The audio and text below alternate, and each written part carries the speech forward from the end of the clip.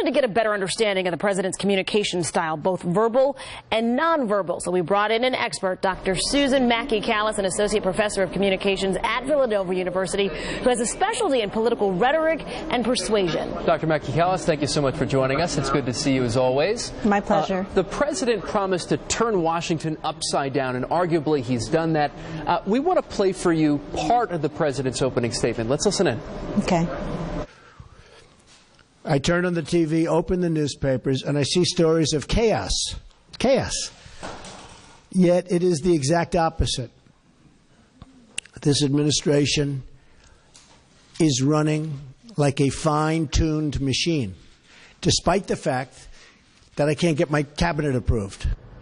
Dr. Mackey-Kallis, tell us what you saw as far as his verbal communication and his nonverbal communication is concerned.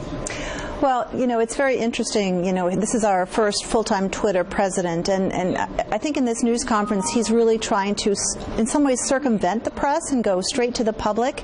And, you know, we know his style is often very aggressive, very dramatic, very abrupt as a speaker. But here he's, I think, both going to be chastising the press for, you know, again, causing him all these problems, and also at the same time trying to appeal directly to the American people and kind of circumvent or kind of work around the press, who clearly he views in an adversarial relationship. Let's go to the part now where he took questions from reporters. Let's listen into one exchange. But they'll take this news conference. Don't forget, that's the way I won. Remember, I used to give you a news conference every time I made a speech, which was like every day. Okay? No, that's how I won. I won with news conference and probably speeches. I certainly didn't win by people listening to you people, that's for sure. But I'm having a good time. Tomorrow they will say, Donald Trump rants and raves at the press. I'm not ranting and raving. I'm just telling you, you know, you're dishonest people. But I'm not ranting and raving. I love this. I'm having a good time doing it. But tomorrow the headlines are going to be Donald Trump rants and raves. I'm not ranting and raving.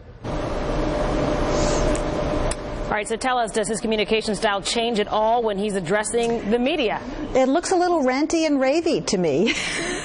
You know, it's fascinating because, you know, the media, of course, plays that important role of the fourth branch of government, providing checks and balances against the other three official branches, and it's a symbiotic relationship. The press needs the White House, and the White House traditionally has needed the press to get their message out. And yet, clearly, Donald Trump has had a very adversarial relationship with the press, and, you know, when he talks about them, he clearly gets very ranty and ravey in his nonverbals, and clearly wants to blame them for a lot of the chaos that we've seen, where a lot of critics have pointed to his unconventional style, his reinventing of the White House as a source of a lot of that chaos. But he clearly is trying to deflect that, you know, and clearly blame the press rather than taking any sort of, that it's potentially part of the problem is his style of leadership.